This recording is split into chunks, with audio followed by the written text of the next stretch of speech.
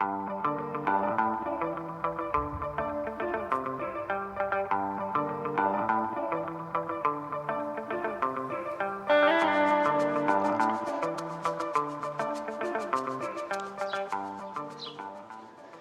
it's Dave here, and I'm standing in my backyard right here. And what I want to do is shoot some video of the various plant materials that I have in the yard, in the perennial beds, and just in the yard generally, in the front yard as well as the backyard, and around the back also. And I want to do this as have this as a reference for how things are doing at this time and so on. And today is the 2nd of July 2025, so I thought it'd be a good time to have a record of all the stuff that's growing here. So anyway, join me as I go around and shoot some video of this stuff, and enjoy.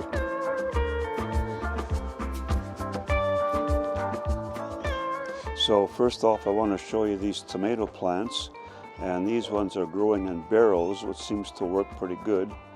And I'm trying something new this year, and that is to use these clips, and I don't know if you can see it here, as a way of staking the tomatoes.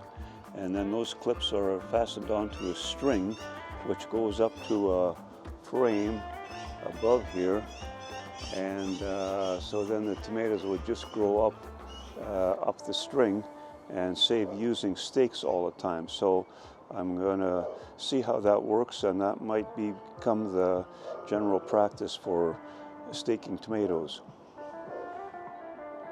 And in behind these tomato plants there's an apple tree, and this is an espalier apple tree. And what's special about this is that from the trunk coming up from the bottom, there's 3 branches to the left and to the right, and each of those branches is a different variety of apple. And so then this year, for the first time, I think there's going to be apples produced off of each of those branches. So I'll be able to see what kind of apples exactly I'm getting off of here. And some of these branches here, as you can see, got quite a number of apples on them. So I'm quite excited about that. And so that's the espalier apple tree. And next to this apple tree, there's a weeping caragana tree, and I'm quite pleased with it. It's been here about 10 years, and I like the way the branches at the top sort of formed. They make a fairly interesting pattern that is nice, and so I'm pretty pleased with how this tree is doing. And next to that caragana tree is this tower poplar. And this has been here for a number of years. And a few years ago, or 10 years ago, this was a very popular tree in city landscape. And so a lot of people planted these trees, and they were quite attractive when you plant them in a big row. But something happened, and the vast majority of these trees in the city died. And so it was very unfortunate, but landscapers just had to give that up and go to something else. So anyway, I'll see how this one goes, but it's way too big for a city lot, so I'm gonna have to see what might happen with this. So next to that poplar is, well, here I have the theater mask guys, and those were some irises planted in front of them, and they've finished blooming. And here I have my one-armed drummer fellow, so he's still drumming. And this here is Easter Island guy. And next to that I have a rose bush, or a bed of roses, and they're just kind of a big mess, and it's a big tangled mess, and so I'm not sure what I'm going to do with this. And there's some nice roses there, but gonna have to do something with this bed and renovate and come up with a new idea. Next to these roses there's some juniper ground cover, and so it's been there for a while. It's doing okay, I guess. And this plant here is quite an interesting plant. This is staghorn sumac, and it's a very interesting plant, but it's not doing well because I put up a shed next to it not too long ago, a couple years ago, and this shed is just throwing shade on the whole thing, and so it doesn't like it there anymore, so probably just going to have to move that. This bush here is a Japanese maple, and it's really done a nice job of filling in this space here, and it's crowding out a couple cedars behind there which are slowly dying out, but anyway, it's a nice replacement for those. It's a rather attractive bush.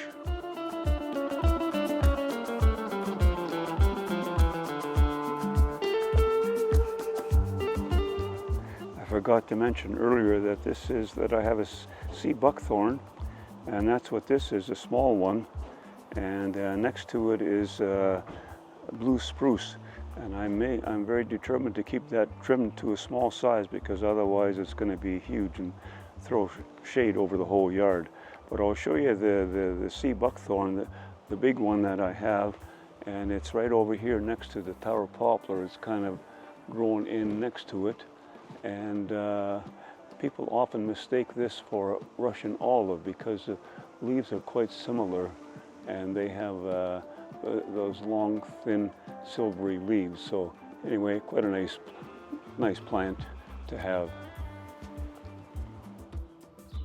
This tree that you see in the middle of the frame here is a bur oak, and it's what I call the Everett tree because it was planted in the memory of our friend Everett, who died a number of years ago. And so a group of us friends got together and we planted this tree in his memory, and it's grown to be quite a good size now. These flowers here are called the Jerusalem cross, and they have quite a nice color and a nice orangey color to them, so they're quite nice. And next to that is purple leaf sand cherry, and when the sun is behind them in the right way, those leaves will look really terrific. And so see if I can capture that and get those nice purple leaves with the sun behind them. And around the back side of my house, I have a small fruit and vegetable area. And first off, here's an apple tree that looks like it needs some pruning, but at least it's an apple tree. This raised planter is a new addition to my yard, and so I've just started that this year, and hoping to grow some vegetables in here. So got lettuce and radishes and onions, and hoping to have some cucumbers that produce some cucumbers that I can use in my Greek salad. Here's some tiny carrots. They got a long way to go yet, but hopefully they'll be okay.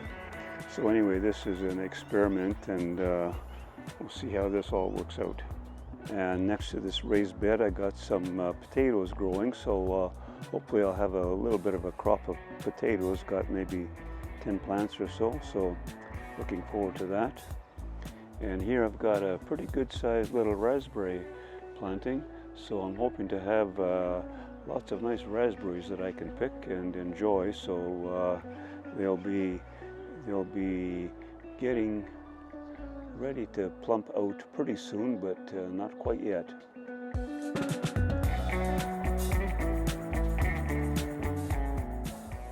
So this is the view of my front yard, and I've got a bed here with some plant material in it, some ground cover up here, and those are I think hydrangea plants there.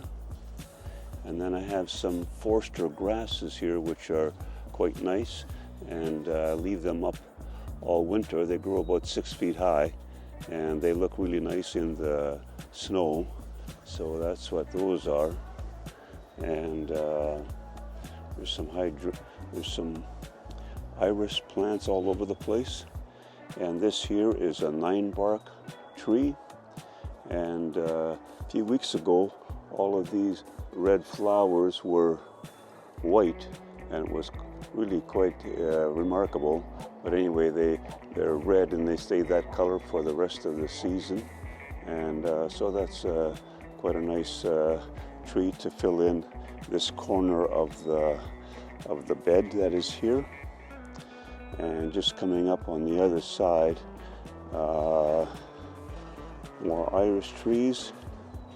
This here is a yew plant. I'm not sure if you can see it very good, but that's a yew and stone, and there's Mr. Moose.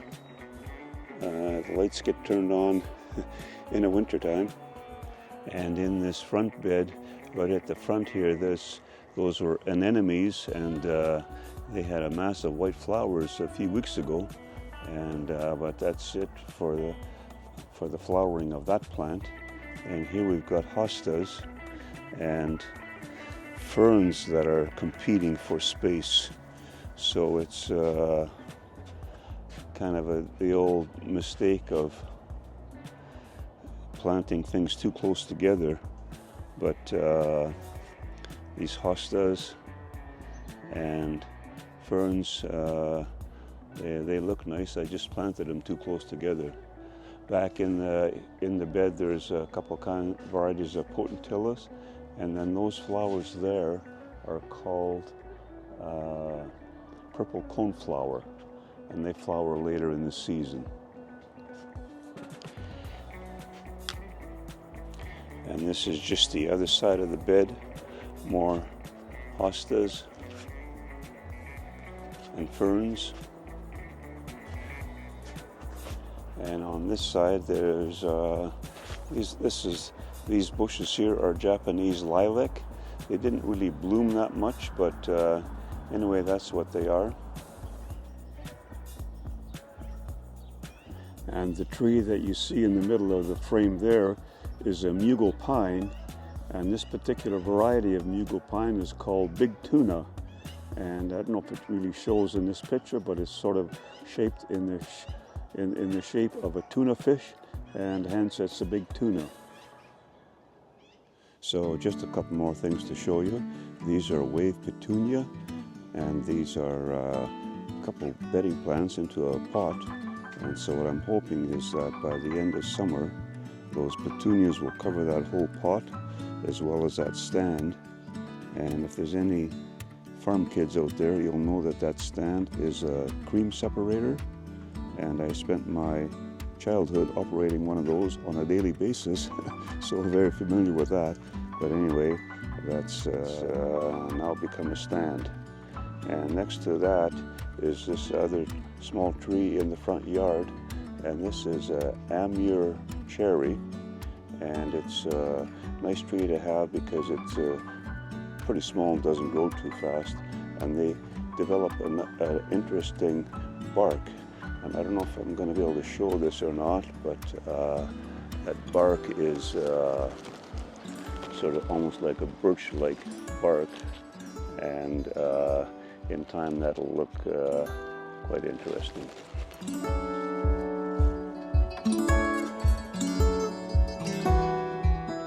And the last thing to show you would be this boulevard tree that is out here, which is an elm. And many trees on the street here would have been replaced with green ash, but this particular elm tree is still doing well and surviving, and it's quite a glorious tree actually. So I'm glad to have it here, and hope that it lasts for a long time yet.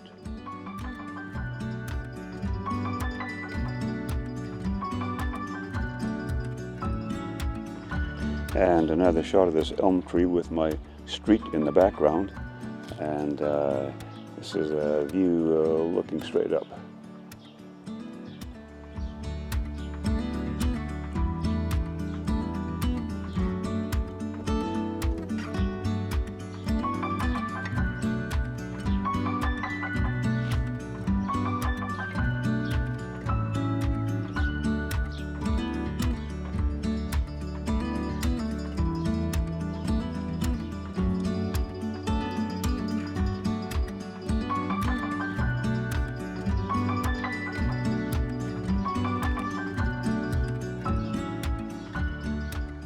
Okay, well that's it for this video.